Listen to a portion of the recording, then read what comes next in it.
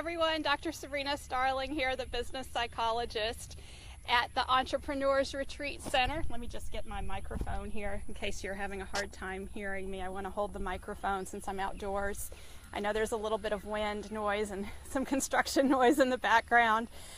Today I want to talk with you in our Monday Mindset Moment about avoiding entrepreneurial burnout. Now, this topic's on my mind. I just came back from vacation. Actually, not just this week, but it was last week that I came back from vacation. And I was away for 2 weeks, and it was so good to get away and totally unplug. You might have noticed I was not very active on Facebook during that time. I tried to really stay away from the social media. Didn't check email. I don't think I checked my email at all for 2 weeks. It was incredible. I got a lot of clarity during that time. And it's wonderful to go on vacation as a strategy for avoiding entrepreneurial burnout.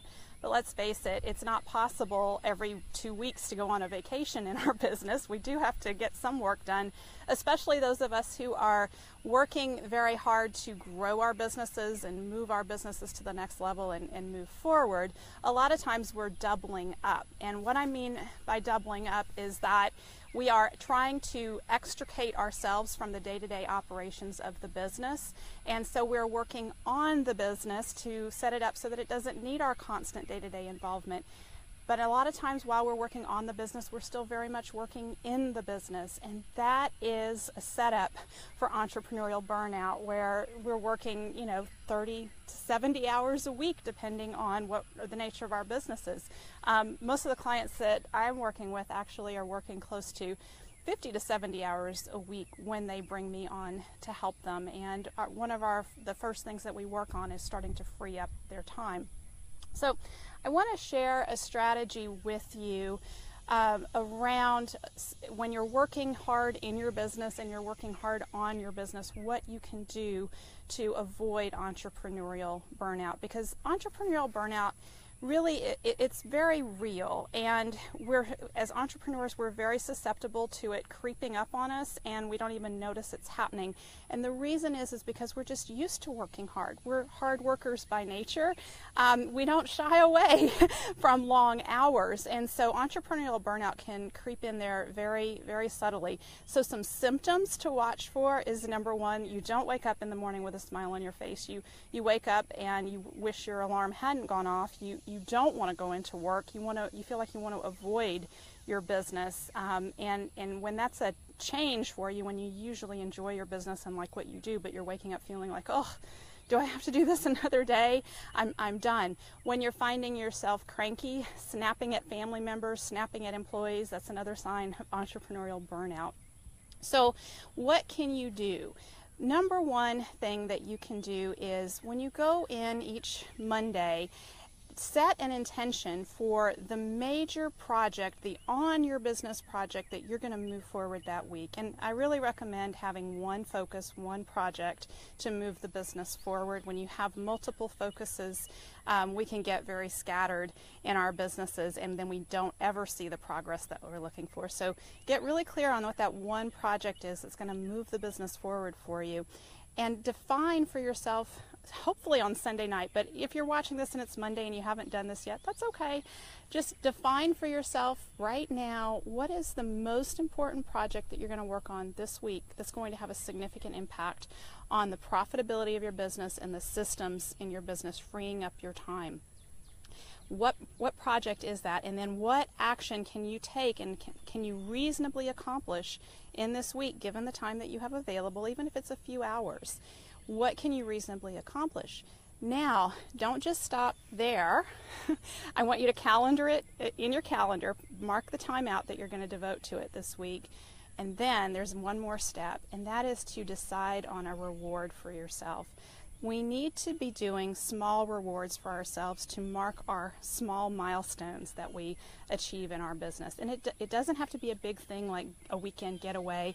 It can be as simple as, my favorite reward right now is sending the kids to go watch a movie in the other room, and I sneak outside and sit out here and read a book. Isn't it beautiful? I love it out here. It's my favorite way to relax. And so that's one way that you can reward yourself. Maybe maybe it's going out to eat at a special restaurant or meeting up with friends. Whatever it is that makes you happy. And I would love to hear in your comments what you like to do. What are the small rewards you like to give yourself, things that give you energy. And that's what we're looking for, is things that give you energy and help you to get renewed. Because this is a marathon that we are running. It is not a sprint, but we act like we're running a sprint all the time, and we're going full out, and we're not taking the time that we need on a regular basis to renew ourselves. So this topic's been really present on my mind over the last few days, because I have two colleagues, and I want to give a shout out here to both Mike Bruno and Ingrid Edstrom. They have done some significant accomplishments in their businesses that have come to fruition in the last couple of weeks. Ingrid, with Polymath and Penny Practical and the Ask a Bookkeeper, she's just gone through a Kickstarter, a very intensive several weeks on a Kickstarter, and she successfully completed the Kickstarter, hit her goal, so she's going to be able to launch the Ask a Bookkeeper with Penny Practical, and that's going to be an awesome thing for us entrepreneurs, because she's taking topics that we find really boring and difficult to talk about, and she's going to take them and make them easy for us to talk about. And I can't wait to share more of that with you all as we go. But behind the scenes of all that, Ingrid had to do a lot of hard work, and this was not just a few weeks that she worked on this. She's been working on this for years to achieve this dream, and she's finally doing it. She's going to be able to accomplish it, and it's a wonderful thing. So on the outside, it looks like, wow, Ingrid did a couple weeks of a Kickstarter, raised some money, and now she's got this big program that she's going to be able to do. But that doesn't reveal all the day-to-day that went on behind the scenes for her. And Mike Bruno, with launching his new business, Contractor Business Solutions. You guys keep an eye out on that. I'm going to be sharing a lot of their content on our Facebook page. He's got some great content coming through from Contractor Business Solutions. But he connected with an influencer in his industry, and he's going to have the opportunity to go on webinars and podcasts and do some live speaking, and that's going to be a big boost for his business that he's launching. So I heard an entrepreneur the other day say that it took her 10 years to have her overnight success. Keep that in mind. Keep that perspective in mind. There's a lot of hard work that goes on behind the scenes to have these big accomplishments. Renew yourself. Set your intention for this week, what you're going to accomplish to move your business forward, and then set a reward, and be sure to give yourself those small rewards when you hit your small goals each week. Bye now.